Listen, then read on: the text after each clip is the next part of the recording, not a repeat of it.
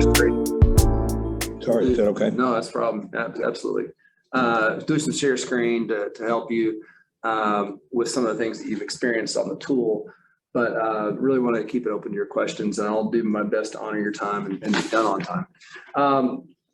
Just again, by way of background, started my career right out of the U of A with Kimberly-Clark, was in consumer products, supply chain manufacturing. I was an engineer by degree, and got into manufacturing plants and supporting manufacturing plants and in the diaper business, the feminine adult care business, baby wipes business at Kimberly-Clark. So that's where I cut my teeth, but then went to Soderquist for 12 years and did just a ton of organizational design. And that's where I got really excited about what a good assessment can do for people. And it was there in which I was talking offline with Tom just a minute ago, just where particularly on the hiring components, where it was like, wow, we missed a couple of spots back to back, and it was painful. And I swore to myself that was never going to happen again. And when I got introduced to PI and some of the dimensions that it brings that other tools don't, 2.5 years ago, I got introduced to that and became a certified partner with Predictive Index. And yeah, as Tim mentioned, it is work I want to do more of, because I think I'm pretty convinced lots of really good organizations do people and all things people in very traditional ways, and we kind of get what we get. But I think there's a smarter, more strategic way to do those things, and it's good for the people that work in our companies. It's good for our companies. It's good for our clients, our shareholders, our strategic partners, and so there's just, to me, if there's a better way to do it, man, let's do it. So that's kind of what I want to introduce to you. We won't have enough time to get through all of it. Happy to follow up on any questions or anything else that might be relevant for you. So, and can I just stop right there and say thank you for all the time you've already given for this, and we're given for each forum. So that's a big commitment on your behalf. And no, that's great. I'm excited. Again, I like being in the room with good people doing good work with each other. So this is a real treat for me. Good. So thank you. With that, I'll try to do share screen here and get it in a manner that you guys can see it. It looks like you may be on the phone, so hopefully you're able to see some things. But again, if you've got your reports that you took, you'll want to maybe refer to those. Again, happy to answer any questions. But in terms of why we're doing this today, you've heard some terminology about the Great Resignation that is pending or is starting to happen, and it was all related to COVID and people just kind of staying put. And there's this term out there, the Great Resignation. And I'm thinking, well, what about the Great Retention? And I think as business owners and employers, we have some say in that, if it's going to be a resignation or a retention. And so part of this, I think it's a very current, relevant topic. Mm-hmm. And Tim and I were talking before we started here, is that, the need to hire people. We can't find enough people. And I shared this quote, someone, years ago, it says, when you need to hire people badly, you will hire people badly. And it just happens. And you're like, yeah, I mean, I've been there. I've felt that, and I've experienced that. And it's just like, I just gotta have a body. And then you realize, no, that would have been better not to do that. And so the currency of the talent market right now is certainly putting this pressure on us. And then finally, there's a pitfall that we see when we're trying to do it. We're thinking about just in-company assignments. Well, if Dick or Jane has done well at blank, they'll surely do well at another blank, right? And that we can just reassign them. And that's success in one type of role does not predict success necessarily in another kind of role. But we do that because they've been a high performer, they've been a reliable team player, and we just think they can go figure it out. Well, maybe not. And so I think that kind of pressure, that my guess is that you all are experiencing at some level or another, to me, makes this a highly relevant topic in terms of what our focus today will be. I want to talk about strategy for the most part. Again, it's not just about this tool. PI is one available tool. There's lots of good tools out there that are assessments. There's lots of good processes when you think about how to coach people and how to work with teams. PI is one of many good tools, but that'll be our tool of choice for the day. I want to show you just maybe a little bit of fun, I think, what it means to you as a group. And for, as group members, if someone wants to come and join this group one day, what does that look like? Who's at the table and what are they bringing to us in terms of how we think and the complementary perspectives that are in? Because that's, to me, the great advantage of peer advisory is complementary perspectives. and that someone thinks differently than I do and sees something differently than I do, I'm going to benefit by that. So hopefully we'll take a look at that real quick. And then again, maybe project into your organizations a little bit, just prompting maybe that question for you to the degree it makes sense. So with that, 5 lens, this slide is getting most out of Predictive Index. It's really almost any tool, but this is PI's way of saying, why would you even begin to think about talent optimization in this way? And there's five lenses. The first is just a financial return on investment. There's all kinds of stats out there about what it costs you to replace someone who leaves, or the cost of a bad hire. And so this slide just sort of represents some of that, but the time and the money for sure that you spend by not getting someone placed well, there's an argument to be made there. The second one is that was pretty conservative, by the way. That's pretty conservative. That is very conservative. You look at what is it? What's the one that talked about bad hires the most? Smart. What is it called? Out of Colorado. Can't think of the name. I'll think of it in a second. Yeah, 2.5 times annual salary is the number I've heard most. You know what it costs to do this on somebody. Yeah, that'd be good. That adds up really quickly, right? Mm-hmm. Time, right? Again, and this is what we don't have a lot of right now. But you know, whether it's speed to get through your process to place someone, speed to onboard and get them placed and where they're actually productive. This is a way to look at success as well. Risk. There are a lot of people that are still doing out there very dangerous things when it comes to their selection and placement of people that are just not valid. It exposes them into some things. And so when I said there are lots of good instruments, that implies there are some bad instruments out there. There's some bad pop psychology. There's some non-validated types of things that can get you in a lot of trouble. And so those like PI that have taken into any kind of bias, whether it's gender, racial, socioeconomic, whatever, right? That we've cultural, language, whatever those things are that can be inherent to a process. A tool like PI that actually manages that and tests for that and proves it actually puts you in a much better, stronger position in those situations. So they won't show up in the deposition as a negative? They will not show up. In fact, the PI, I've read the validation reports, and it's sometimes like, okay, they're like, hey, put it on the stand, test this, you're going to be fine. Yeah. You know, so, and on my favorite thing about PI is this slide, and you'll see this in a couple places, but most assessment instruments that I've seen, they're sort of like one-shot deals, right? Like you do it and say, you know, I have talked to like, oh yeah, I did a thing called, I can't remember the name of it. It was kind of had 4 colors, or it had, you know, these words or something. And we did that 10 years ago or so. And it was kind of a point in time. Well, PI's approach is no, it should be integrated into your people processes. Mm-hmm. And so, yes, it's in your hiring selection. Yes, it's in your team development. Yes, it's in your career development conversations with your people. Yes, it's in reorganization decisions, planning teams and assigning teams around certain projects, certainly succession and retention. So the fact that they go to and say, you're not going to be dependent on a guy named Chuck to come in one time, do the thing, and if I ever need a report again, we'll call Chuck and see if he can pull it out. This is very much an integrated solution where you have access and it is ongoing, on demand, and is in the hands of the company, not a third party. And to me, that's a much stronger position and more strategic position a company can take.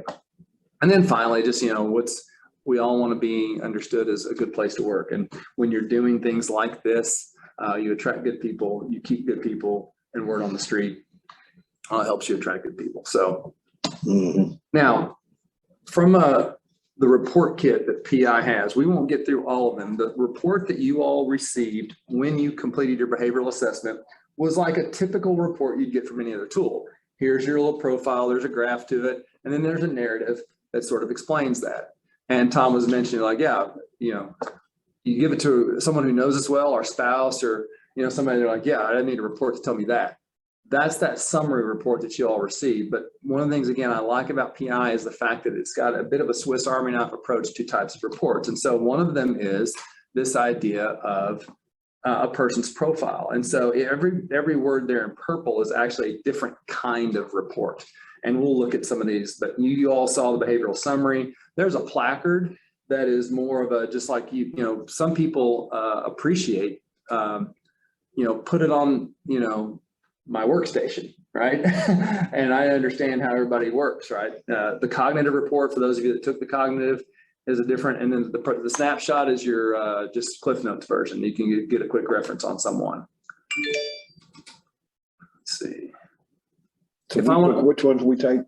Oh, well, with the behavioral report, the one you Summary. received was a behavioral summary, and then if you took the cognitive, I sent that to you manually. You're right. Yeah. So I'll show you the placard and the snapshot later. I can show, well, we maybe look at the coaching guides get into if you've actually assigned a job. So again, one of the things that most assessments do, they'll assess people, but against what reference point? PI actually puts in a job target process that says, here's what's required in this role. Now, if I need to coach Jimmy into this role or Susie into this role, what's the reference point about maybe how what their drives are, their natural tendencies against what a role might require. And so that's what the coaching guide is really designed to be. Examples being what? If I am in a role that I'm a very independent, we'll call that a strong dominance or high dominance in PI lingo, but I'm in a collaborative team environment, either by a company or in the given project team. And this is going to be, we're all peers and we all have a role to play. If I'm extremely independent and I'm not playing well with others, right, that could be because either the position or the position on that team requires more collaboration than I'm used to. That might be a coaching point for somebody that says, hey, I know you like being the Lone Ranger or whatever. Yeah. In this situation, I need you to tone that down a little bit and realize you're one of many. So a coaching guide can do that when the job and the role have been defined as such. You bet. Thank you. Management strategy guide is one where that says, okay, if I report to Tim, Tim can look at my management strategy guide and say, okay, how do I get the best out of Chuck? Like, and what's Tim's responsibility for doing that? Like, we know this about Chuck. Tim, how are you doing? And it's literally a checklist of things. Chuck likes, you know, here's how Chuck likes feedback. Here's how Chuck makes decisions. Here's how, you know, he may process things. Tim, what are you doing well that's going to help Chuck get the best out of Chuck? That kind of thing. So that's what a management strategy guide is. And then the manager development chart is really that behavioral summary, that data you give it. It puts it into the context of how you may be showing up to those you're leading.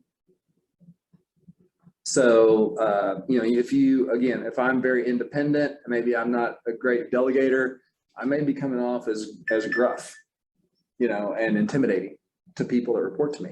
I need to watch that. Teamwork, we can put two people on the same report. So we could put Lane and Tom and just put you guys, hey, you're going to be teammates. One reports to the other. Here's where you guys are going to naturally click.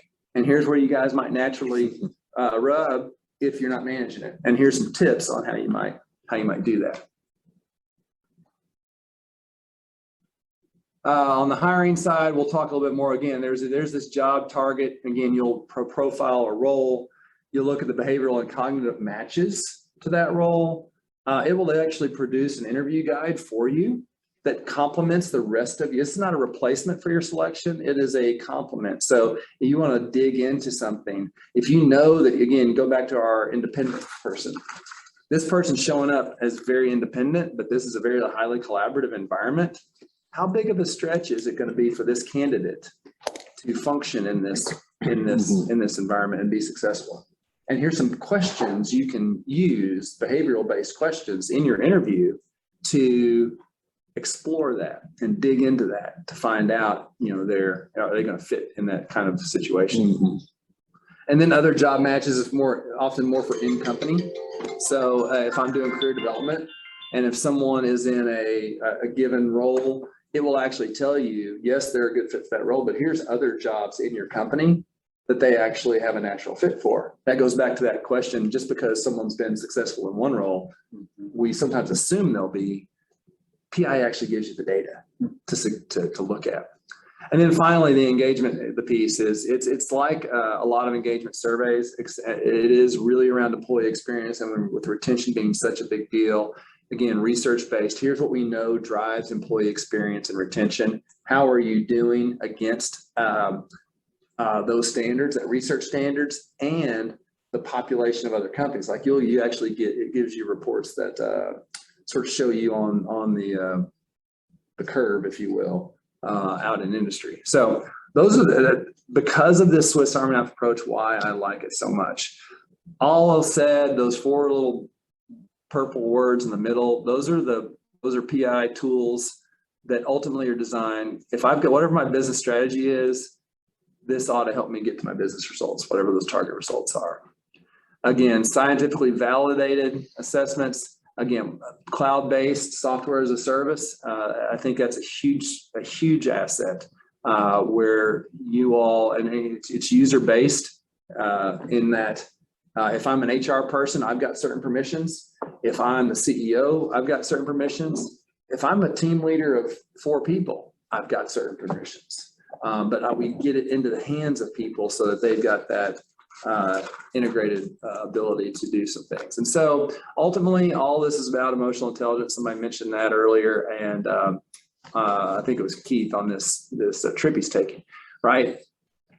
Can we identify our personal preferences? How do we make put those to work, and how can we have more impact, and I would say more positive impact in those workplace interactions? That's really ultimately what it's about. We'll talk how to read your reports, terminology, and how it can be used. So about it, background, back in the 50s, a guy named Arnold Daniels. And so you all have heard of a lot and taken other assessment instruments. Tools like DISC, like Myers-Briggs, like Berkman. Those all came out of the same core body of research that was done back in the 50s, okay? They all wanted to do something a little bit differently with it, and Daniels was one of those. And so that's why you see so much, I see commonality, but one calls it one thing and one calls it another. It's because they were taking degrees of difference for a different end goal, but they all come from that same. If you look at it head to head, DISC and PI at their core are most similar in terms of what they're measuring. But Daniels wanted to build something that was very much about workplace interaction and job fit, and that's why they go down the job line when some of these other people and their tools have not done that. You can see its scale and scope in terms of how widespread it's being used across the world. So are you saying it's much more advanced in terms of the hiring process compared to others? And yeah, so I had actually a Vistage speaker came in a couple of years ago, and he said, they're all the same. He was a hiring guy. They're all the same. Just use DISC, you're fine. And I was like, whoa, they're not all the same. And DISC actually says on their website, don't use this for hiring. Mm-hmm. And a lot of people are using it for hiring. And Myers-Briggs on their website says, not validated for hiring. Do not use this. Mm-hmm. Berkman will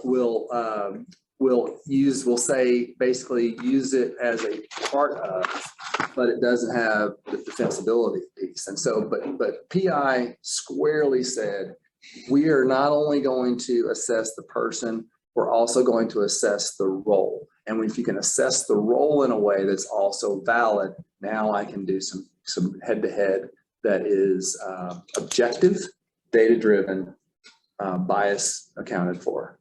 So it requires some good work on job description, stuff like that, going deeper. Yeah, and I'll show you how that works if we have time. But yeah, it absolutely requires some good thought in your input in terms of what the role requires. Yeah. Now, the good thing about that is The good thing about that is that if I'm, I've got a client up in Kansas, it's a regional bank, and they, a bank teller, right?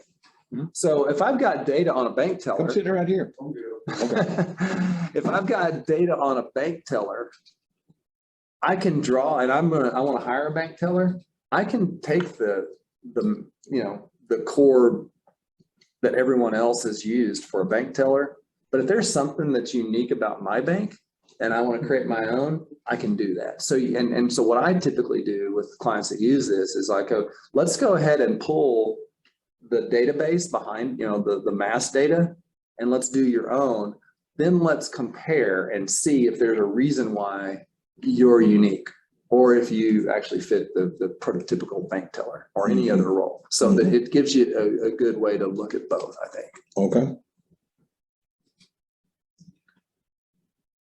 It does go from the premise. These are just some slides. We're all awesome, right? So the behavioral is, this is not necessarily everyone gets a trophy, but it is that, we are who we are, and those are good things. And so whether I'm energetic, intense, and informal, that person is orderly, quiet, and formal next to the person is equally awesome, right? And we benefit by that complementary perspective. Again, we'll talk about drives in a minute. Quote from JFK: people do best what comes naturally. And so whenever you've been in a situation or you see someone that just like, you can tell they're in their sweet spot, and it's almost effortless, and they're having fun, and they're like, man, this is work. I get paid for this. It's probably because they're operating well within their natural drives. It doesn't mean you can't operate outside that drive, but what it does mean is it requires energy. Yeah, to do so. My role as CEO at Soderquist required me to be much more social than I'm driven to be. I could do it, but it required energy, right? And so that's the idea. Whenever you see a gap, it wasn't as natural for me to go in and own the room. And y'all been around Northwest Arkansas long enough. If it's me and Don Soderquist, one of us is going to own the room, and it ain't gonna be me. Right. But I have to, if I'm in that space, I've got to be able to occupy that space as well. Yeah. So not natural, had to learn how to do it, but it was, so that's the idea. People do best what comes naturally. And then also treat them all the same by treating them differently. Right. For anybody with more than one child, you probably understand this, right? My two sons, I can't parent the exact same way, but I treat them the same by treating them differently.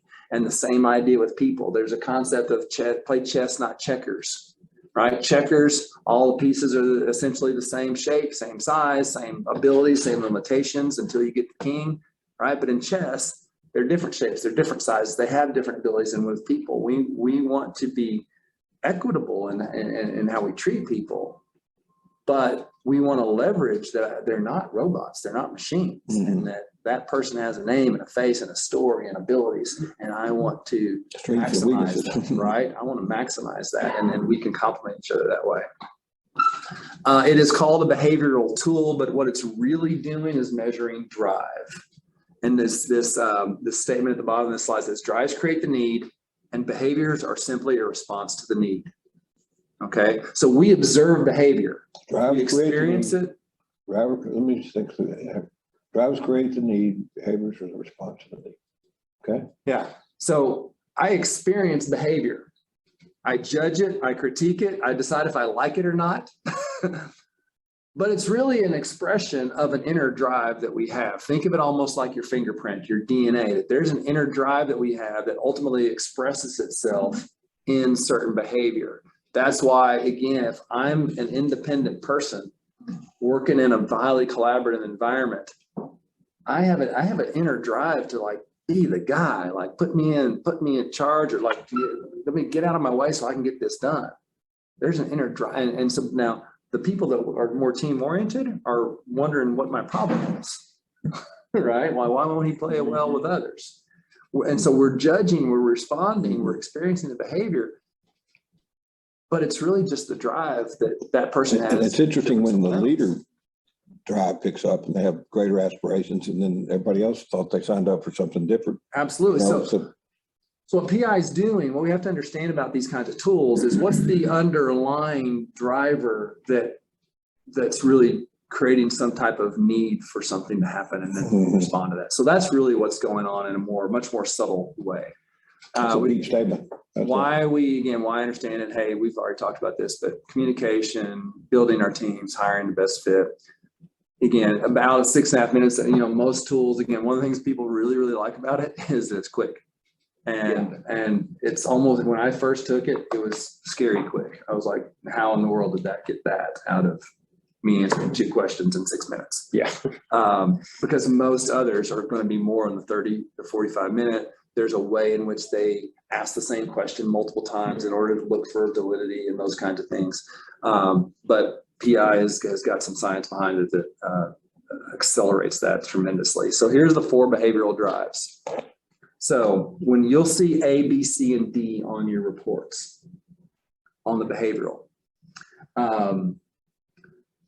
A is dominance. Again, how independent am I? I want to exert my influence on people or events. And we're going to see in a minute, it's going to be considered high and low. That's the PI language, is high and low. Extroversion is a more typical definition of extroversion. Just my need for social. I need contact with people. We still on? Yeah. Okay, just making sure. Okay. I'm just checking out. Oh, I'm sorry. Am I sharing my screen? No, you're good. Tim's good. I should be. It's still showing me that. Kevin gave us a thumbs up. All right.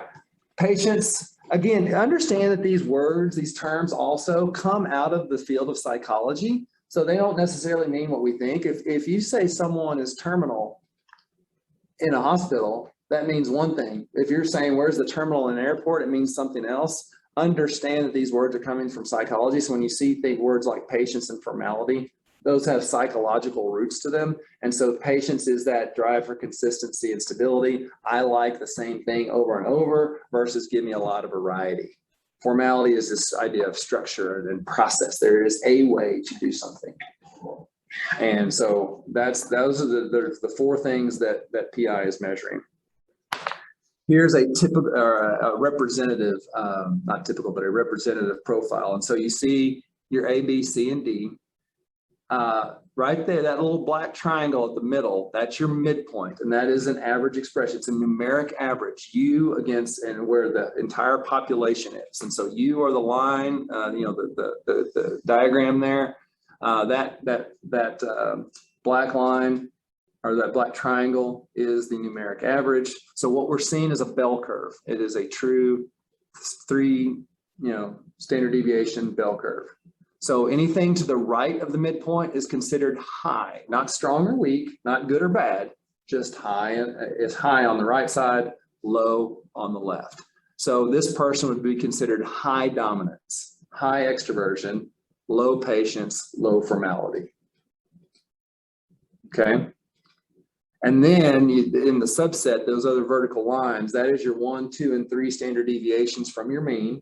So again, if you like math, you're digging this. If you're not, like, man, please get past it. But it is moderately, very, and extremely. So it is truly that 68% of the people are in those first 2 bands to either side of the midpoint. 94% of the people are within the next 2, right? And so if you're out in that furthest regions, you are way, way out there in terms of the normal population. Not bad, just extreme. And what you're seeing there, the more to the right that you would go, say on this high level, is the degree of intensity a behavior would be expressed. So if I'm slightly to the right on my A, I tend to like being in charge, but I'm happy. I might be the leader on a team. If I'm way to the right, it's like, no, keep people away from me. I'm a one-man show. So it's the same kind of behavior, same kind of drive, but the intensity at which it's being expressed is different. Stop me if you have questions. When we did this assessment, the cognitive, The cognitive. This is the only thing that that we got from you, correct? You should have gotten a behavioral summary from PI automatically. So it may have caught by a filter maybe. If you, okay, make sure I send it to you. Well, and let me As just a mention, follow-up to that. that's my fault because I didn't get this moving fast enough. So I apologize, Lane. Well, I That's think really, it's- it should have given y'all some better lead time. It can get caught in filters, you know, good filters will, particularly strong ones will often catch these things. And so, Lane, make sure I remember to send you that. I could have explained that better in my initial email also. Yeah. So back on the behavioral, there are 17 different profiles and they are in 4 different categories. And notice they all have a sort of a geometric shape. So there's the ones with the hexagon. Those are all related. They're all social profiles.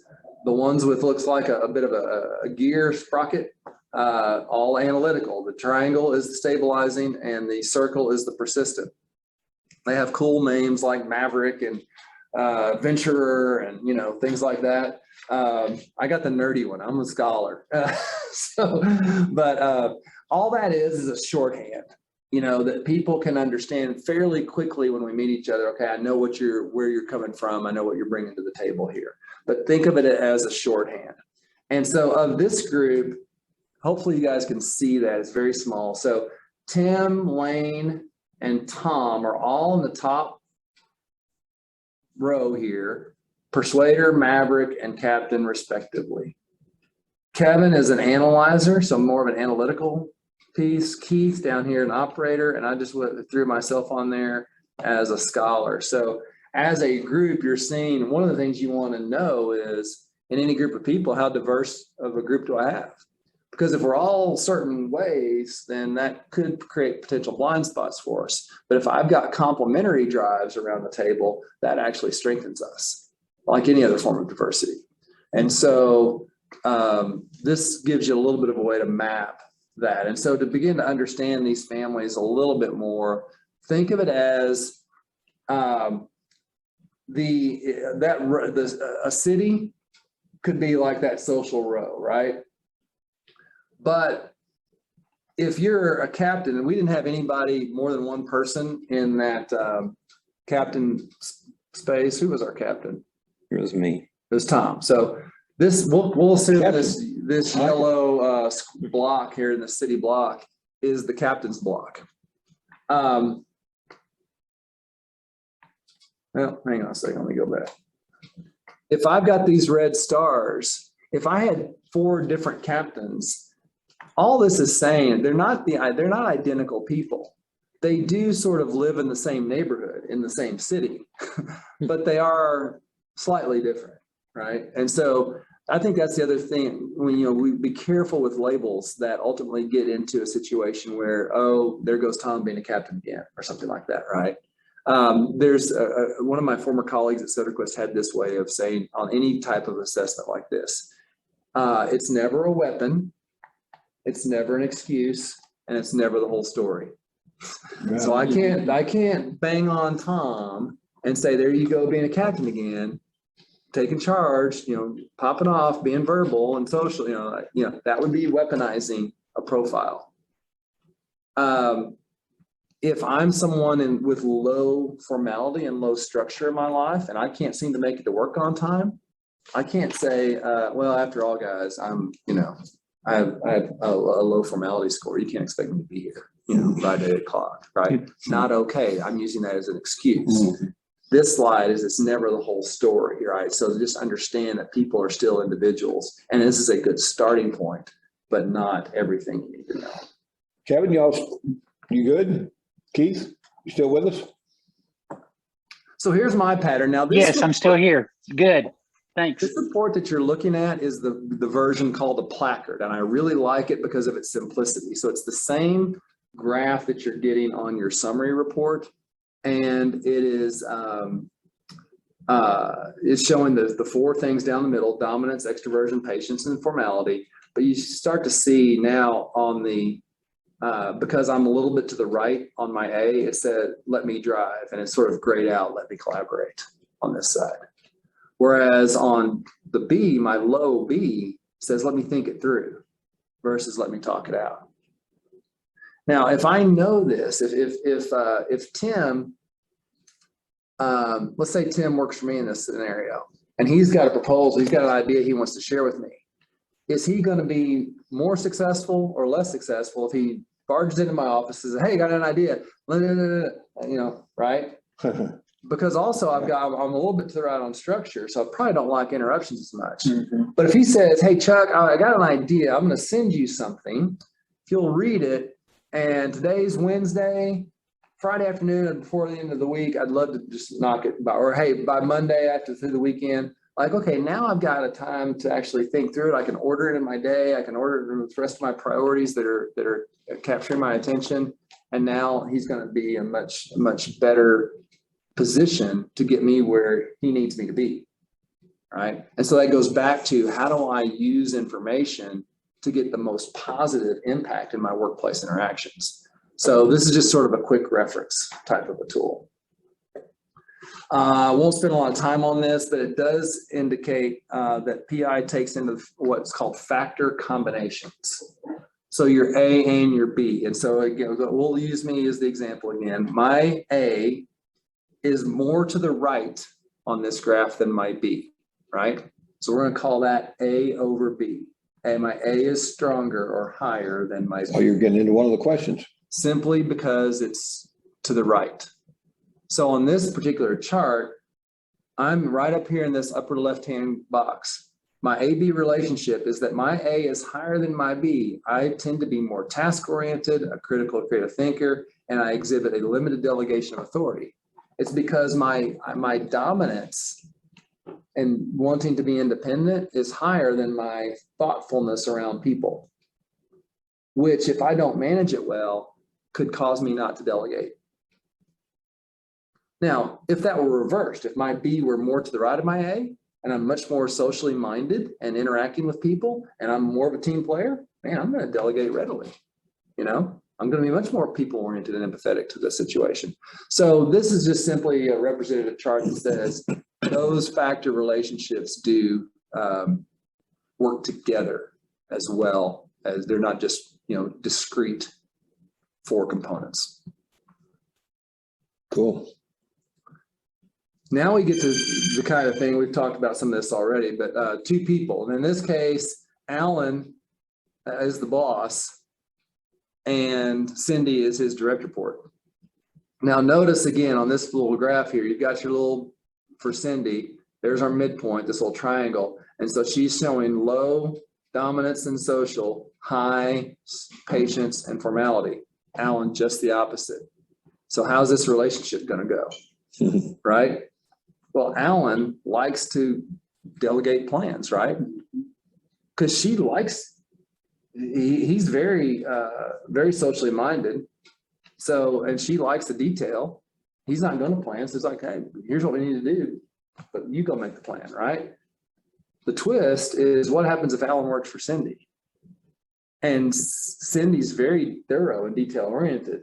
And Alan's just out there making it up as he goes. It's probably going to drive Cindy crazy at some point, unless she can go, no, is he getting the work done, or is he doing it the way I would do it? Right. So beginning just the very simple example of how two people in a work relationship with opposite profiles can create a rub, unless we really say, oh, actually that makes us stronger together. Right. And how does that make us stronger? So is the placard profile that you showed, is that the synthesis? Yes, thank you. Okay, I'm glad you asked that, Tom. I skipped over this. On your it is actually your, it's the top graph, yourself. It's the self. It's the self. Okay. And the self is the question that you guys were asked. Basically, it's like, check all the boxes you believe describe yourself, right? And that's that top graph on your behavioral summary. The other question was, how do you believe you are supposed to, what will you believe is expected of you, or how are you supposed to show up at work? That one can change in context, right? Different company, different role. That's probably going to be change a little bit more. The synthesis is all it is a numeric average of the two. And the reason for that is whatever our natural drive is, versus whatever assumptions we're making about how we think we're supposed to show up, what people see is probably gonna be something in the middle. So all they did was take a generic average. We're gonna ask for an update here in a minute. Hold on. Okay, you gotta go. Yeah, I'll be back though. okay. So, and then what is E on our chart? And so what is E? E is, E is how intuitive. It is a combination of all four factors. That's why you only see it on the synthesis. And it's, do you like more data and objectivity in your decision making, or you want to be more intuitive in your decision making? and what if you're right in the middle? Yeah, so you'll see a word in another report here in a minute. It's called Balanced. situational. Yeah. So in certain, yeah, that's where Good you know, word. it's hey, in What you want. certain situations you're going to be very right. I want data. And others like you're good with a gut call. I'd see that as healthy.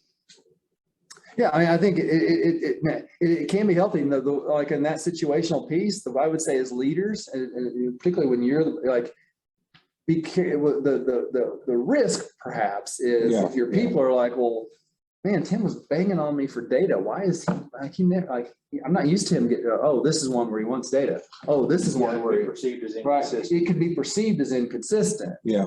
And so I think it's incumbent on us as leaders to say, hey, on this one, here's what I'm looking for and why. Right. And that helps. And it matters a lot, and therefore we want to go deeper or something. Yeah. And that way people aren't getting mixed signals and trying to figure out, well, was it because it's Tuesday and it's sunny? That's why, or whatever the case may be. Great point, yeah. So situational is a good place to be, but in leadership roles, we have to be aware when we could be possibly sending mixed signals in an unintended way. Because we want to be consistent and have people- clarity. I say people are wonderfully consistent, right? Like, again, I'll go back to my time with Don Soderquist. We would, do you think we ought to ask Don? I said, well, we can ask him. Here's what he's going to say. Like, he was wonderfully consistent. And I think when people understand that of us as leaders, then they know how to act and what assumptions and when they need to, they know, kind of where you're coming from. They're not going to get surprised. So if, I bet mine is right there also. yeah, so if E is right there in the middle, situational is how you describe it. Situational, yeah. Yeah. And I think that's probably a good assessment of me, because I always say that I'm kind of like 51-49 right brain, left brain, and I can kind of move across, Yeah, you feel it. Yeah. And all this is doing is showing the data that, yeah, that's what it is. And then when you can use this and share this data, people go, oh, okay, that's why Tom reacts that way, and why someone else reacts a different way. So absolutely. All right, talked about that.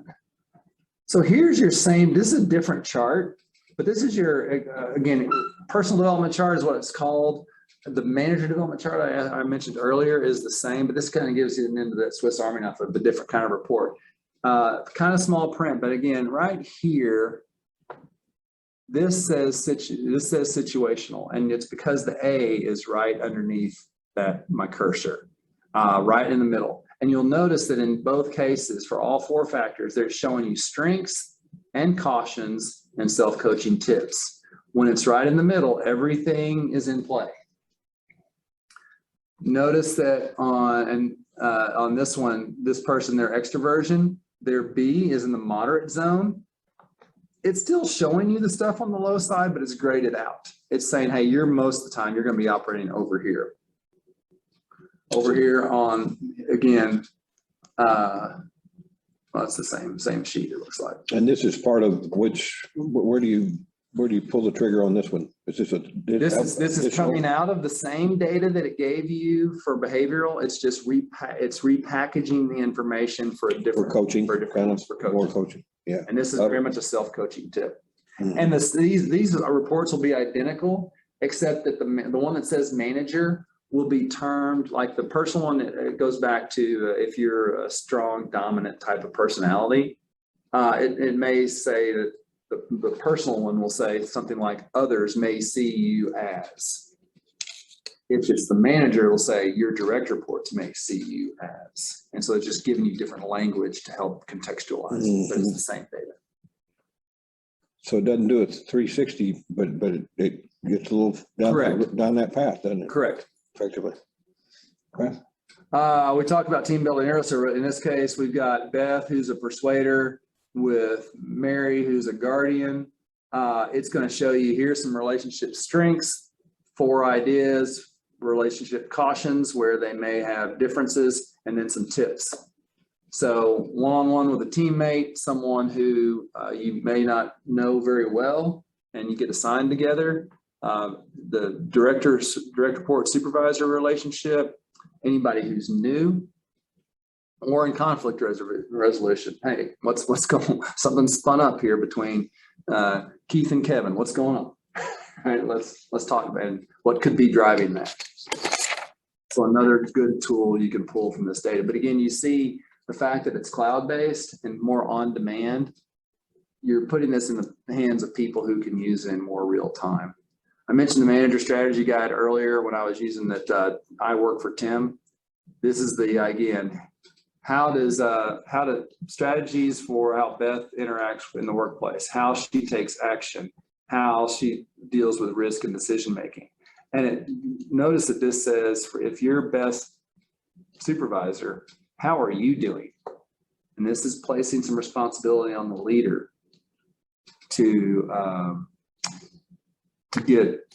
meet Beth and play chess, if you will, to Beth's unique styles. Make sure Beth knows she matters. So absolutely. So what I thought we'd do, if you again, we're butting up against 11. If you wanted to look at the software, we could. There's a couple other things we could talk about with cognitive and job targeting, but it's totally up to you guys. I want to honor your time. What do y'all think? I think I'd like to talk about the job targeting. Okay, let's get to that. Let's blow through the cognitive real quickly. No, Kevin would probably agree with that.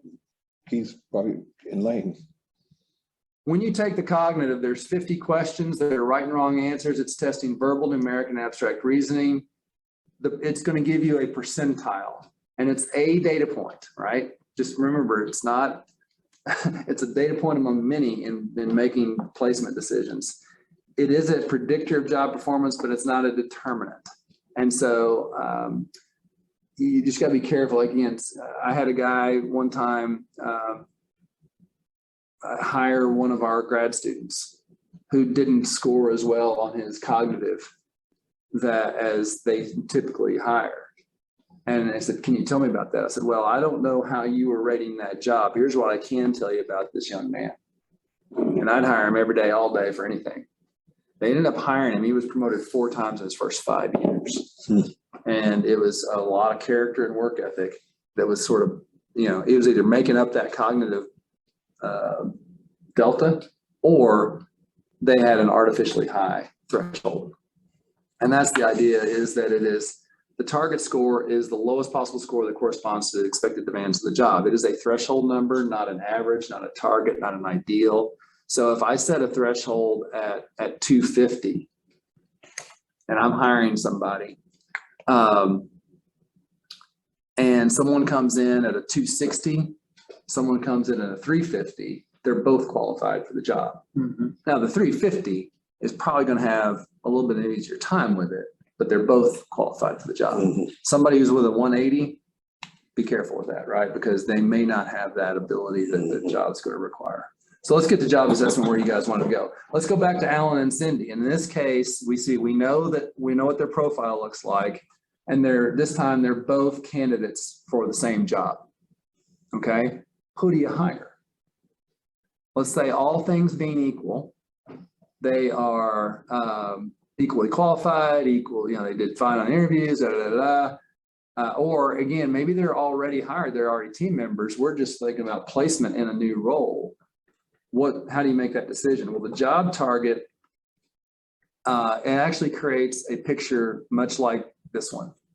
Actually, depending on the role, exactly like this one. So go back to your bank teller, your restaurant hostess, your accountant, your CEO, your director of sales, right? They're all going to have a profile. And the way in which you do this, Tim, you were kind of asking about this a minute ago, where how do we get there?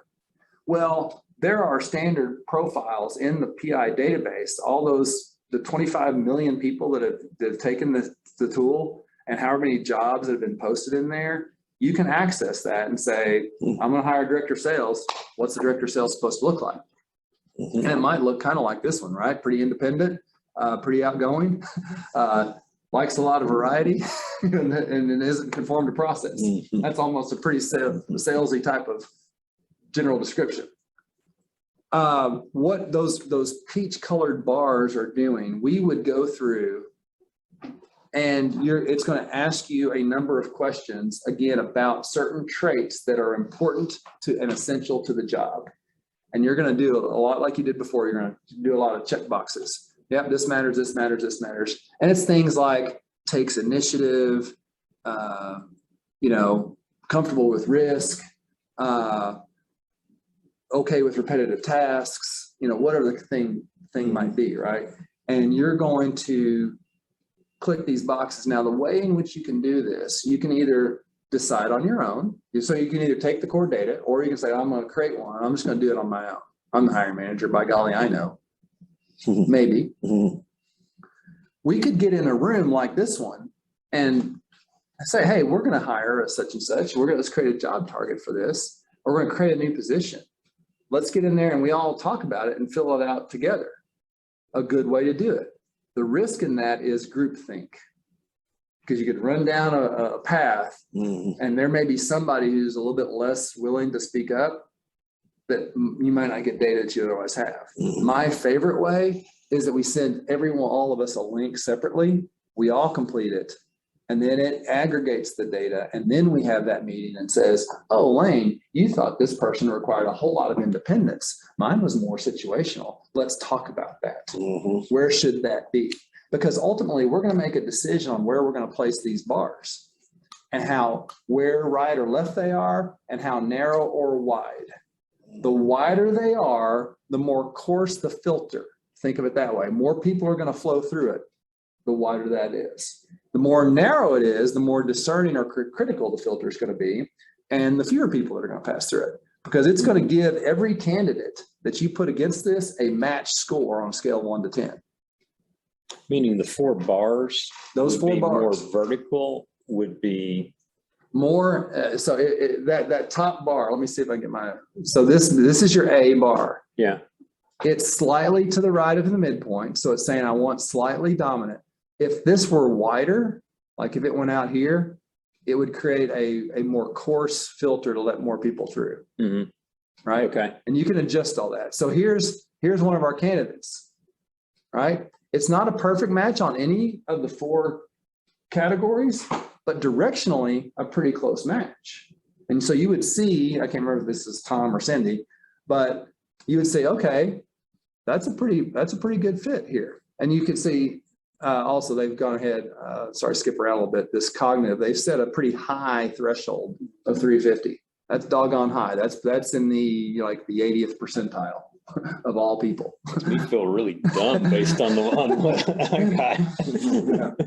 Well, not all of them are that high. If I ever saw one that high, I would say, are you sure? Because that's pretty high.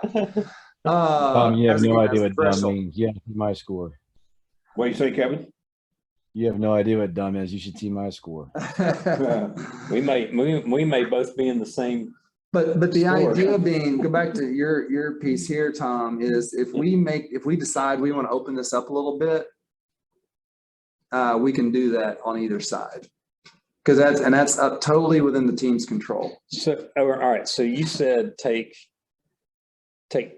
and send the link independently to people. Yeah. To develop the profile and then use the profile to match the candidates. We would eat. So theoretically, we could all take the assessment. It would the software aggregates the data and says, again, here's what you all said initially. Now we get in the room and go, okay, Lane was much more dominant than my rating.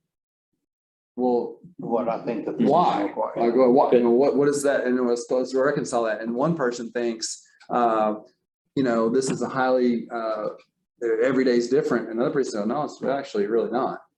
Well, let's reconcile those things so we can understand, because you don't want those bars so wide that basically everybody gets through. Then, So we may send it to 5 people though, that none of them do that job. yes. So you be really careful how you send it to. Yeah. So it would be our perception of what's required in that job, right? Yes. What about the idea of taking someone that has been or is very successful in that position and letting them take it? Yes, absolutely. Very much best practice, because there's 2 things you can do there. One, get their perspective on it, but also look at their profiles. Mhm. Now, if you've got, a team that's just, they kill it. And if in a particular, let's say just something really simple like data entry, some kind of clerical thing, Yeah. right? And they all happen to have a certain kind of profile. It probably, and they're all good performers. It's indicating something that you should pay attention to. Mhm. So absolutely. So who should be in that group of people that you send it to becomes very important. Okay. Because you're going to end up now, again, let's say our candidate here, this first candidate, pretty good match. I would guess I may, the system on a scale of 1 to 10 would probably give this person an 8 or a 9. And they're going to give you then those behavioral questions, because what they want to do is wherever you see a match, it's going to give you a behavioral question to confirm the match. Wherever you see a big gap, it's going to give you a behavioral question to explore the gap. So let's look at our second candidate. So now we're starting to see really wide gaps in this person's normal drives and what the job normally requires. It doesn't mean the person necessarily can't do it, but it is not natural.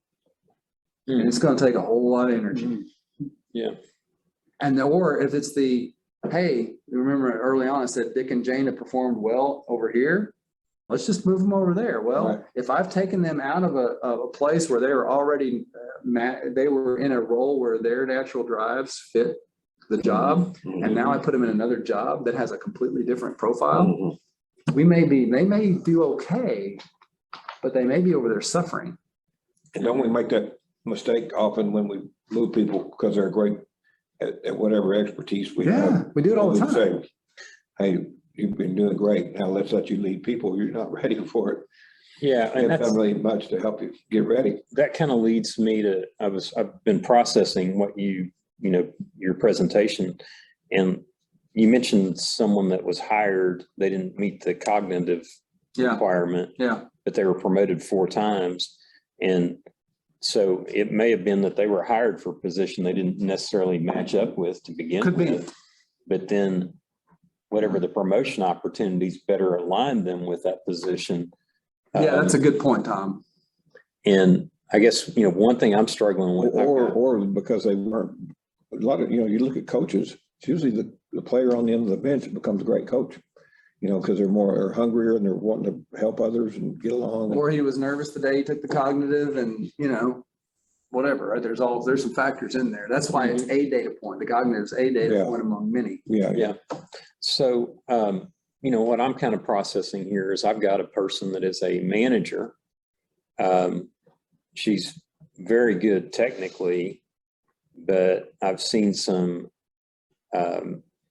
misalignment with some core values, and I'm questioning now, is she really going to be able to manage and lead in this area versus, she's a good technician, and maybe she should just be a good technician. Mm-hmm. Right. Could be. And again, part of that is enough emotional intelligence to be aware of some of those things. Can they make the jump? If it's cultural, sometimes it's like, well, we may both share the stated value of, pick one, integrity, flexibility. Yeah. But if I had to have a different interpretation of that than you do, I had a really high performer. We had to let go one time because I said, we verbally say we value the same thing, but your definition is different than the organization's. And it just can't be.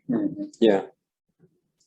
The other thing I would say about this little profile is there are times when you want to put someone in a growth assignment to broaden them, to stretch them. And it's a temporary kind of thing because you see them in enterprise level roles and they just need, we used to talk about Kimberly Clark, you had to go get that, your passport stamped, or, you had to get that sticker on your bag, on your bag, right? In order to move ahead.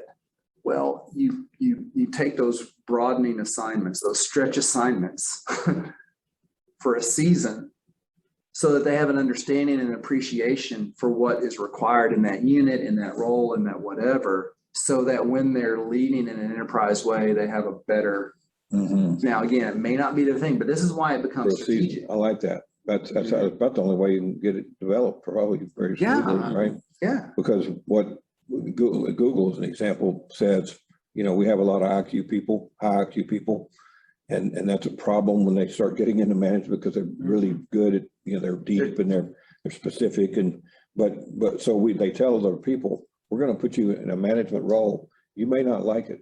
You may not, leadership role of people. You may not like, matter of fact, you're going to feel like you're underperform. It's not going to be what you've enjoyed so far. And you may want to go back to coding, but just know it's going to be a little ugly here for a little while. And it's not going to feel natural. It's going to feel weird. It's going to feel awkward, all these things, but we're doing this to stretch that comfort zone and increase your leadership agility. Yeah.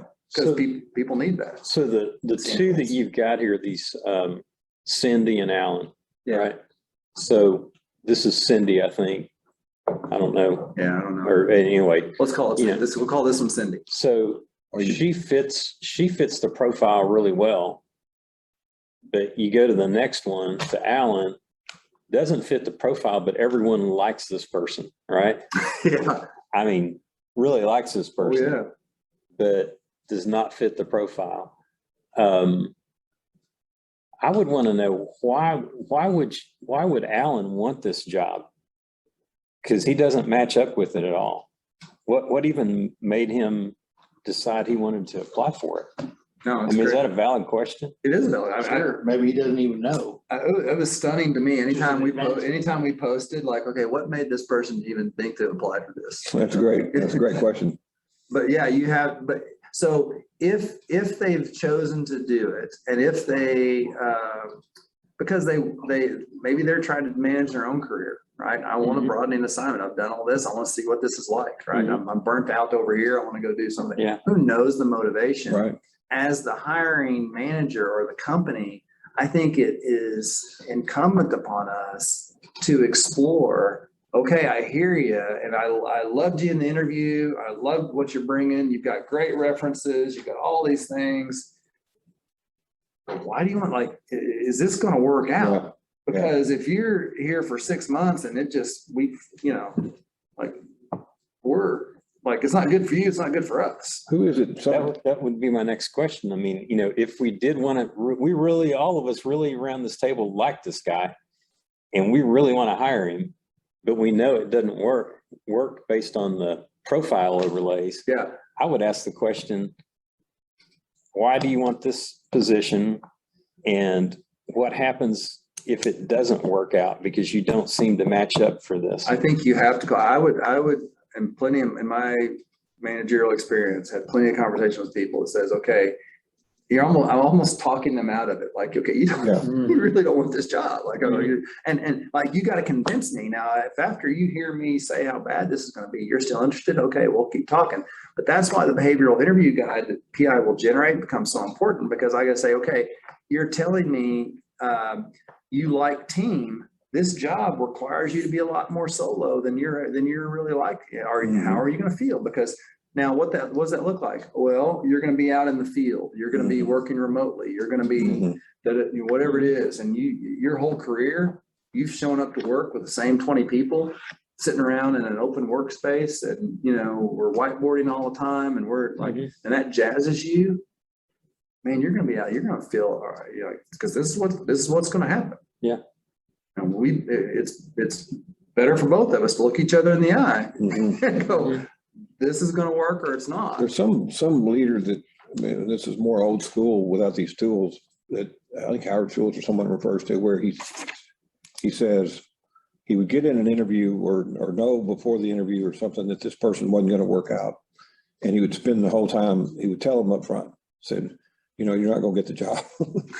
Now we can spend the next 30 minutes and we can talk about where you want to go and how you can get there, or where we can not, you know. So it became almost a session of, but I think those are, you know, trying to help them understand, right? Because we do got some education to do. There's a great book out by one of the folks that was on the executive in talent at Chick-fil-A, and Oh, yeah. their first operator, I can't remember his name, but he said it's an act of kindness to withhold now what you ultimately plan to deny. Mhm. And, you know, because otherwise you just like, oh, let's give them an interview. Let's see how they do. Let's put them in the job, and then we're probably not gonna work out, but let's go ahead and give them a shot at it. You've already decided you're not gonna. Yeah, and you're already decided, and it's really an act of kindness to say, you know what? Let's not waste your time and energy Mhm. here, right? Let's get you to a place that's gonna Right. naturally fit for you. Yeah.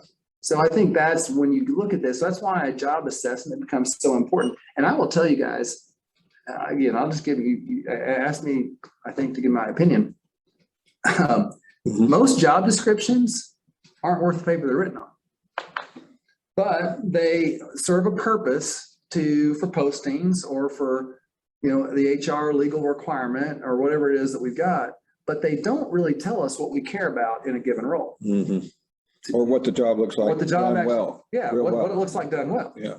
So, but we're out there hiring, we post a job description, we put an interview, we say, tell us about yourself, we do all this stuff, Mhm. but we're not poking at the things that Penetrating. matter. And we haven't given enough thought. And so why I like the job assessment so much is that it forces us to deal with the thing that we believe the job is going to Yeah. demand of a person to Now, do. let me ask you this, in high growth, I've watched leaders, and we've all been a part of growth scenarios where the organization's going at a pretty fast pace, and then things change, and the people hadn't been able to keep up.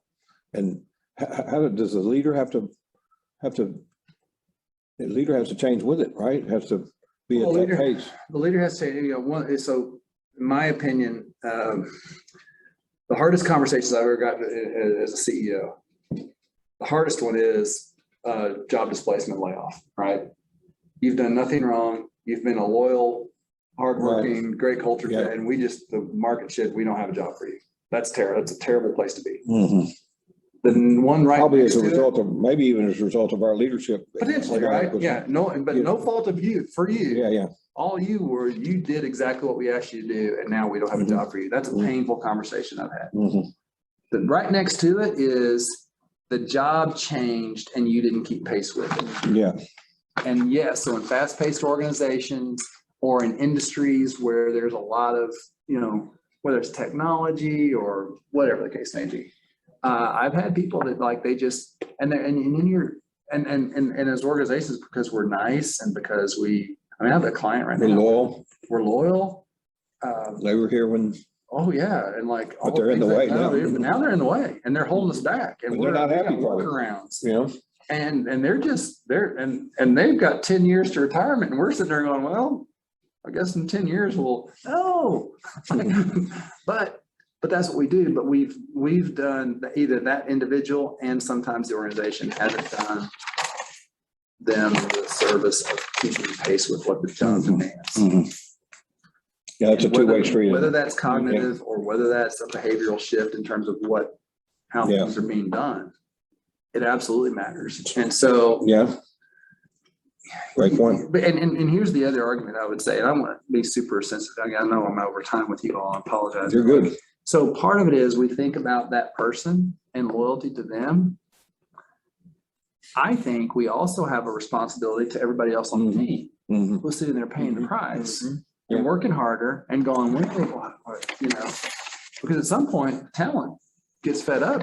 It goes somewhere else. Especially the A players. The A players are leaving The A first. players are like, this is not a place for me. Yeah, You know, and so, that's why. yes, we have a duty to that individual. We've also got a duty to everybody else. The whole organization, yeah, And we sometimes miss that yeah. in those situations. Hey, Keith and Kevin, y'all got questions before we wrap up? Or comments? Yes. Yeah. Please, Chuck, please. thanks. I think can you guys hear me okay? Yes, sir. So, this is great information. Thanks for sharing it with us. I want to take a little bit different angle on my question. Don Soderquist is one of those guys I've hugely admired from a distance as a man, wise in business and strong in his faith. So tell me, what are 3 things that you learned that made an impact on you from your time of rubbing elbows with Don Soderquist? First thing that comes to mind, Keith, is curiosity. I mean, you know, at 80, I'm trying to think, Don was in his early 80s when he passed away. That guy was so curious. You know, he just wanted to learn. He was always just like, he was never done. And I think for when people, you know, as minute you think you've arrived, the red flag ought to be waving but Don, first and foremost, absolutely was just fascinating. In fact, here's a very personal story. He was up, I talked to him the day before he had surgery. He was up at Mayo. And all he wanted to talk about, man, Chuck, you should see these doctors. And like, dude, like he was describing all the stuff that he was going through. And he was going into surgery the next day. And he was fascinated by it. I bet.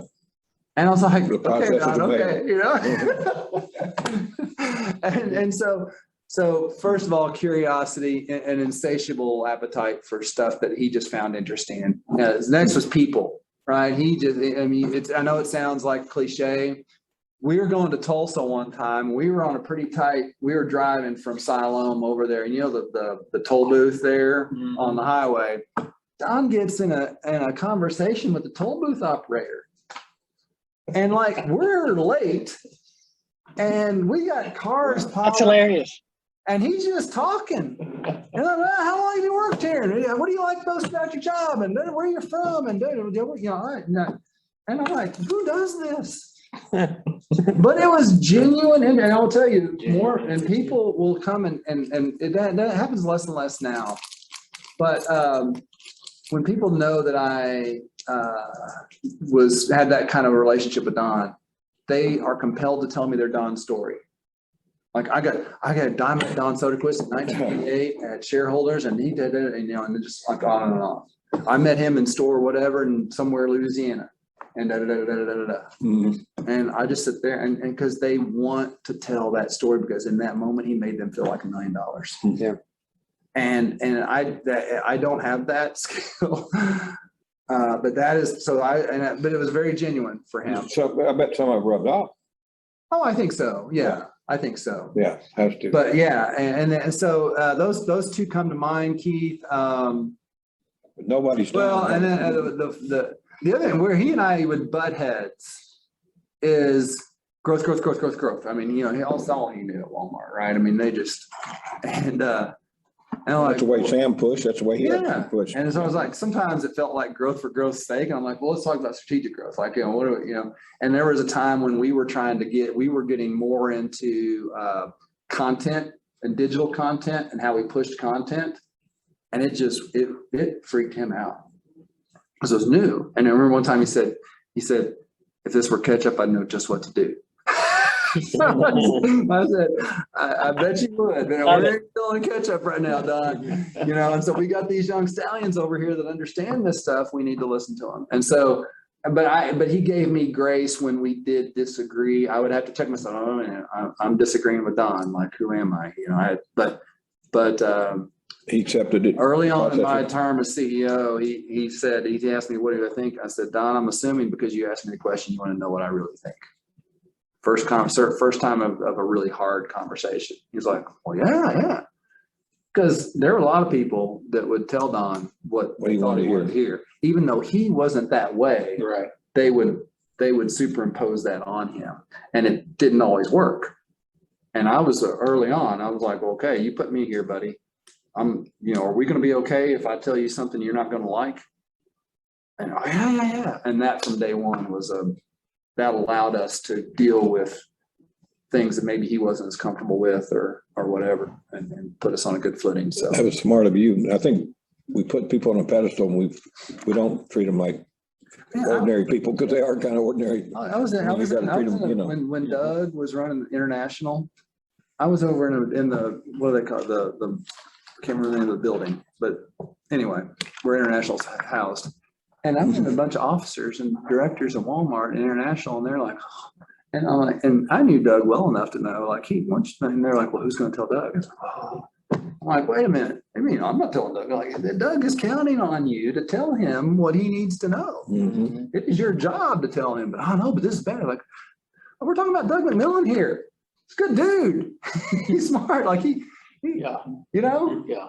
there may be people, If you don't tell them. there may be people that you don't want to, that you want to hide that information from. Doug isn't one of them.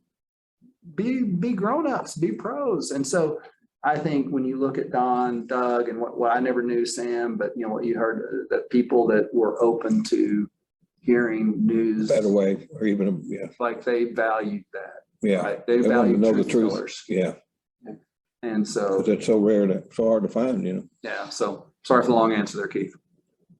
We could go a long Hey, time. thanks for Keith, sharing that, Jeff. Keith, that's one of your heroes. That Don is, Keith quotes Don quite often on his core values. Right. All right, Keith. Kevin, questions? Kevin left us. Uh-oh. All right, we didn't get to Kevin's questions. I apologize, Kevin. Keith, any more? We've been talking here among ourselves. No. Share with everybody, why don't you, your Don story on how you define culture and how he helped you define it. Well, I'm a big believer in core values, and of course, you guys have heard me. I'll talk about this, but Chuck, we talk about them a lot. If there's one thing I've done well with our little company is establishing core values, which are the core of our culture. And there's a quote that's attributed to Don. You can tell me if he really said this, but he said, if you don't have stories about what you say or your core values, then what you say or your core values aren't really your core values. Absolutely. Yep. Yeah, I love that. that's I powerful. think there's The power of story, man. There's nothing like it in that Yeah, sense. I think you're walking the walk, or people are, and done it. Thank you, Keith. Guys, I apologize again for running over. I hope it was helpful. Again, you know, Very helpful. I'll make sure I can send you, if you're like, hey, send me more reports, I can create a report kit, send it out to you. If you want to know more about something, let me know. I'm happy to. Would y'all like to see some more a little layer or two in? Yeah, I guess a couple of questions. Cost maybe too as well. Yeah, that's kind of where I was going, and, you know, fit for organizations. I mean, we have 13 or 14 employees now, and you know, Going to hundreds. I'd really like to at least, you know, I'd like to double, because, you know, you get to me, you have someone leave, there's a disruption when you're at 15, right? If you have 25 employees, someone leaves, it's a little bit less of a disruption, you know? Yeah, totally. We have a pretty, you know, aggressive growth plan anyway, but, you know, what size organizations does this fit, and how does it get priced? And, you know, what is the cost of this? And I guess you could ask, what's the cost of not doing it?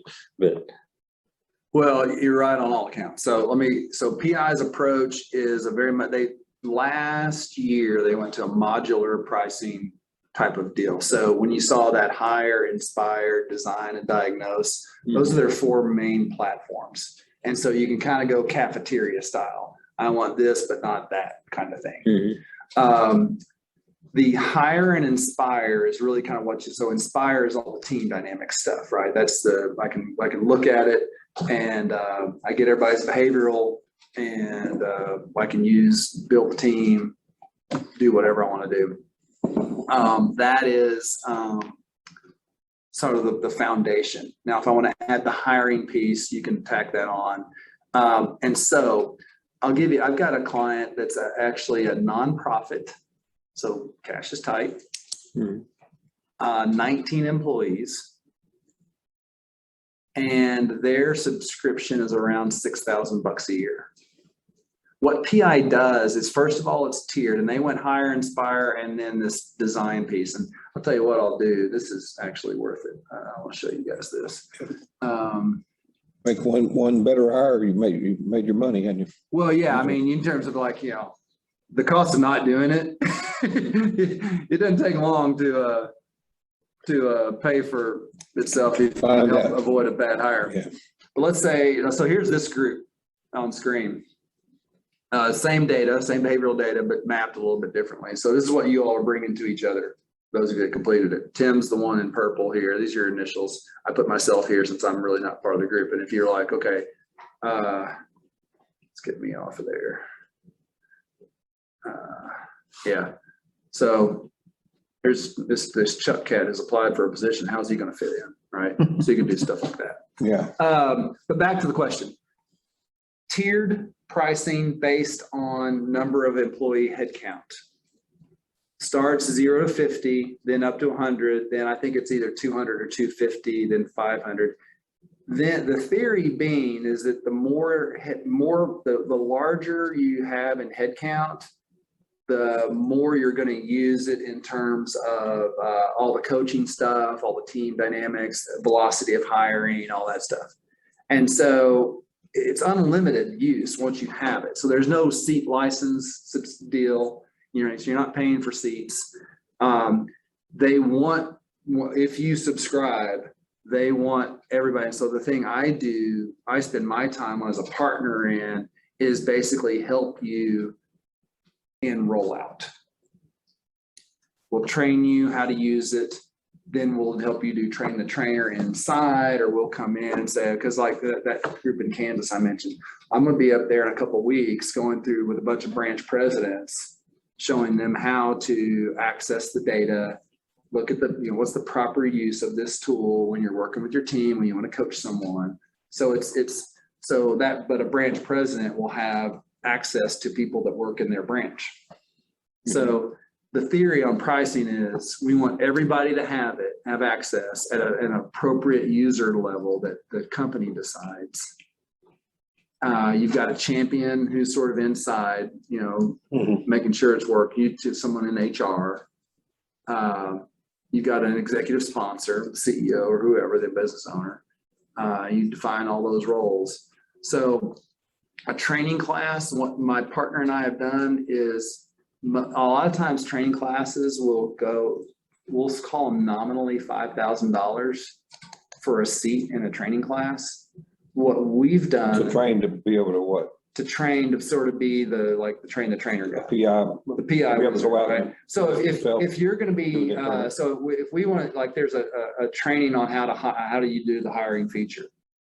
Well, that may be a $5,000 course and you want to send your HR manager and your operations manager, whoever does a lot of hiring, we need them to be so they know how to set the job target accurately and so on and so forth, how to interpret the data.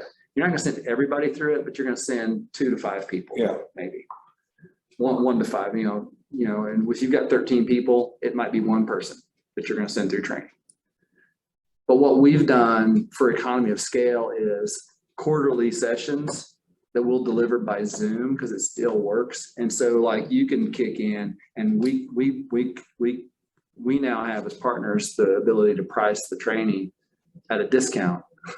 So you can share, and you're on training with 8 other companies, swapping stories, learning. It's non-competitive. I mean, you're just all learning, and so we could do one among all the forums. Oh, easy.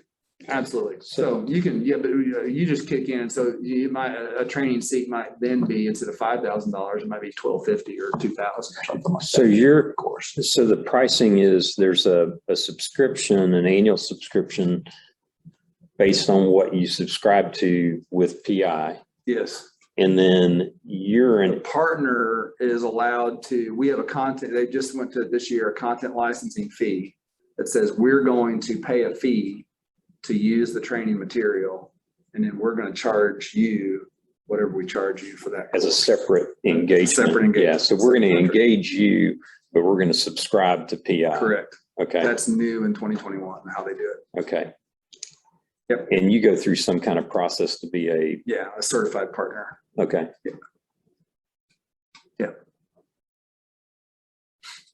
And then people, if they wanted, that took a lot of interest, they'd work through you, I them to underneath you, kind of to grow and be able to. Yeah, my desire on that is to be a local lifeline. Their customer service and their partner service is extraordinarily good, and they've got all kinds of online do-it-yourself stuff. But sometimes people are like, again, that nonprofit company, they're like, hey, our team stuff isn't working right. Can you? And I was like, okay, let's look at it. Like, yeah, okay. And we figured it out. But I'm happy to take that call. I feel like that's part of my job as a partner. I want to be, it goes back to the high touch too. Impact too, that impact, right? Yeah. Mhm. So we're doing that. You want to do the right thing, you always said, regardless, put the client first. And Yeah, I'm going to do what's good for you. Something you said that Tom maybe I lost it. Well, I asked about its subscription. So the subscription and engagement. Yeah, the engagement with me is separating, and my job is to get anybody self-sufficient as fast as possible. so Now, when someone leaves and now you've hired a new you've just acquired another company, and now we've got to get them onboarded. Maybe that's when you bring me back in to help accelerate that or something. So if you had a target of 30 employees, what would you guess that Tom's going to spend? He wants to be pretty aggressive in this area. Year one, you would spend, if you did hire and inspire, probably year one, you'd probably spend anywhere from $10,000 to $15,000 on subscription and training. Year two and beyond, you'd probably spend less, 8, something like that. Order of Pretty quick magnitude. returns. Yeah. Order of magnitude. Yeah. I know what I was gonna say. So like my kids are like, we got to get we got Disney Plus, right? Well, you can go and you get Disney Plus, Hulu, and ESPN Plus, and the package is cheaper than if you bought them individually. Mm-hmm. PI does theirs sort of the same way. So for more than 2 modules, that they start applying bundling discounts essentially, or whether it's insurance or TV services or whatever, they kind of do that. More advanced for hiring by a whole lot or anything else? Technologically. I've not seen content-wise? anything close. That's what it That sounds like. includes both hiring and the tech that gives you this cloud. I mean, again, it's. You're seeing it perform well with your clients, and I'm sure. Yeah. Absolutely. Yeah. Retention rates, 90-something% every year for people that you get on it. And, the stories are like someone comes along and said, they have a new VP of HR and says, well, why are we doing this? We don't want to do that. And then the organization starts screaming like, hey, we can't live without that. Because again, those that integrate it into their systems, I'll tell you what we're seeing a lot. If you guys are familiar with EOS or Traction, Mhm. it mirrors really well with that as well. We start getting into sort of the people analyzer idea within Traction. Yeah. Keith and Kevin both are going It, through Traction. I work with a couple of EOS implementers, and we nest these two things together because it's such a good complement. Really? Yeah. In EOS, I think the official one that they use is Colby, right? Yeah. Yeah. I don't know that EOS has a stated preference or not, but you see a lot of implementers again, because a lot of the implementers are essentially franchise type, then they will marry up with one. So I don't know if it's an official, but the PI nests well with. Well, it's talked about in the book. Colby's the one that's talked about in Traction. Yeah. Was at that time, for sure. Yeah. So we've kind of got a problem here because we have 2 KWs. We have Kevin Wassmiller. This will kill me, I think. And I don't know if either of them. So there's Kevin down there. Kevin, And again, you can click on this. Kevin's down low and Keith's up. It gives you a little bit of a precision employee experience. So again, strengths, work styles, potential blind spots as a people. The other thing is this is in that Teams piece. It'll actually tell you that we're an adapting team, flexible, versatile, equipped for change. Oh, yeah. Some strengths and blind spots that we have as a group. So you just hover over it and it gives you the kind of this strengths and or That's click it. on it. Is that what So if you I, did? what I have to get a person, Yeah. You just so click on there's it. Lane. It does that quick, huh? Yeah. So I'd love to have a copy of that just for curiosity Yeah. on the group. Yeah. The only, What would you all like Tommy to see beyond this? and, who was the other person? Oh, yeah, where is Tommy? Tommy's gonna call in. They didn't fill it out, but if you want to get them, we can always add them. But like, so it tells us about our team. It tells us if we want to create some strategies, there's all kinds of stuff you can do with this deal. Some But people, I think, get a little shy or something around this and kind of, move on. I wish they hadn't, but I think that's Kelly too. Tommy, it's gotta be frustrating for Tommy. Yeah, see, I don't know Yeah. that Tommy could do the cognitive. He'd have to have someone right there and Yeah. But I mean, Yeah. that's it'd not- be so hard, that'd be hard. frustrating. Yeah. Yeah. So again, but I can give you those on all your groups, but again, it starts to say, so cause my thing with peer groups is, when you can't be there, like there's something missing from the Yeah, group. yeah. So with So true. Tom being out here, he's the innovation agility guy, right, in this group. Yeah. Like if he weren't here on a given conversation, like that's a natural perspective he's bringing to the table that the rest of us don't necessarily bring. I like But that. we're all pretty well balanced. I mean, if you Yeah, I mean, it's- look at yeah. that, you know, Yeah, this is terrific balance. If you're. Hey, Keith, we gotta have you. It's what he's saying, is we gotta have you, man. So I love these views that actually begin to think about, okay, this is really intriguing, especially as you start to think about, like in our case, I mean, like we're onboarding 5 customers, started two or 3 days ago, whatever, I don't know what day of the week it is, from all over. And we're like thinking, well, we got to be thinking of hiring, Oh, yeah. and I mean, not now, I mean, we're covered with what we've done, Gotta think ahead. but if more. we're, At that pace, yeah, but if we get 2 or 3 next month and 2 or 3 the following month, all of a sudden now we've got another position that if we haven't been planning for it, we're behind the 8 ball. Yeah. And we got to. When you're growing, you gotta have a kind of an extra one in their pocket. You do, and we kind of, Or you're hired already. yeah, and we're kind of covering it through a part-time contractor right now that we're bringing on today. It's our first day, but I'm intrigued by it, but I'm also a guy that goes after bright, shiny objects, so I have to be a little careful. That's fair. But I am intrigued by it. I think the idea, guys, strategically for all of you is again, this is where I would go and why I got into it at Soderquist the way I did and not knowing PI at the time. If I can get the right answer faster, that's a good thing. If I can be more right and I can get there quicker.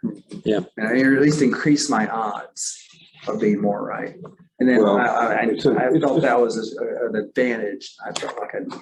It's entrepreneurs we will over promote, we make a lot of mistakes, especially when we're growing fast. We, Oh, yeah. reach out with great people and we get loyal, we're not great hires really.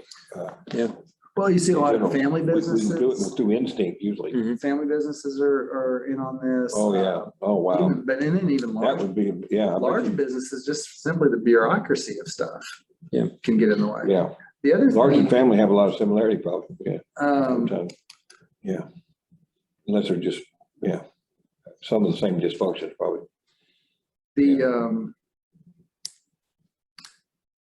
I lost my train of thought. I was Tom triggered another thought form, but, Sorry, yeah.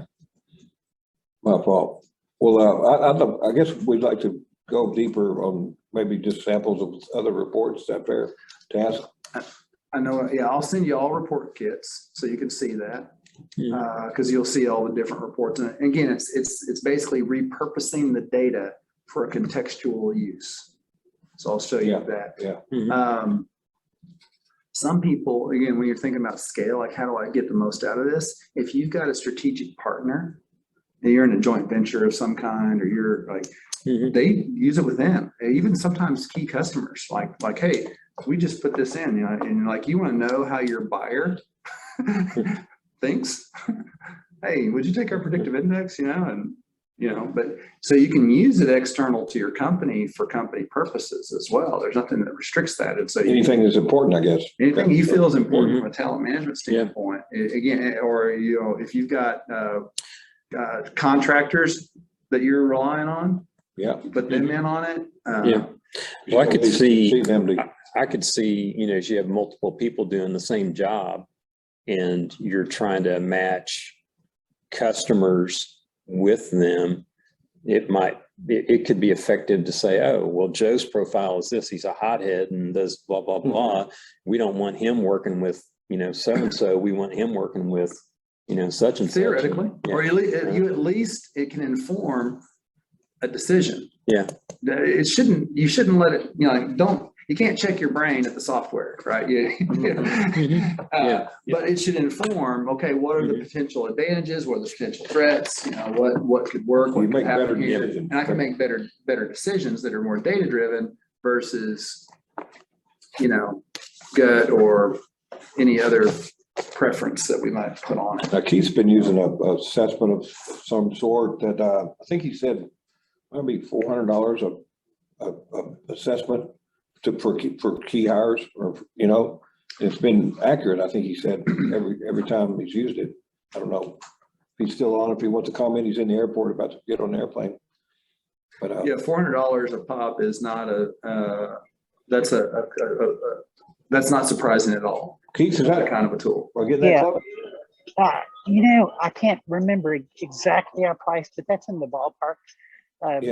Chuck, we use a tool called Personametrics. Okay. I don't know if you're familiar with that, but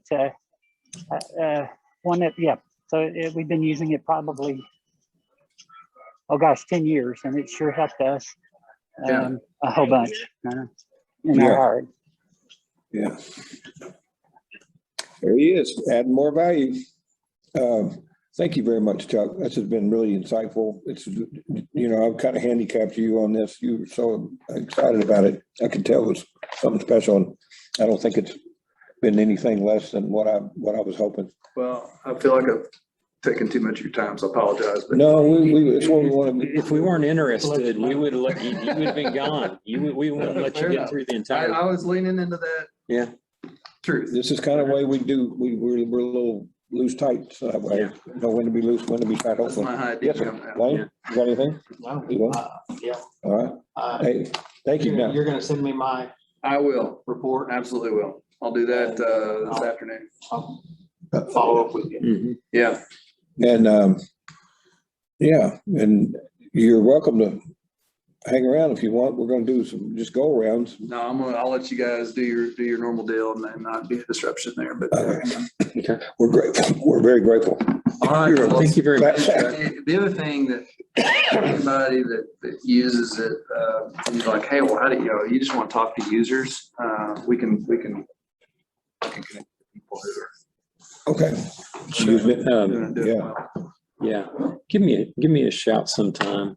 I don't know, when. It's crazy. Okay.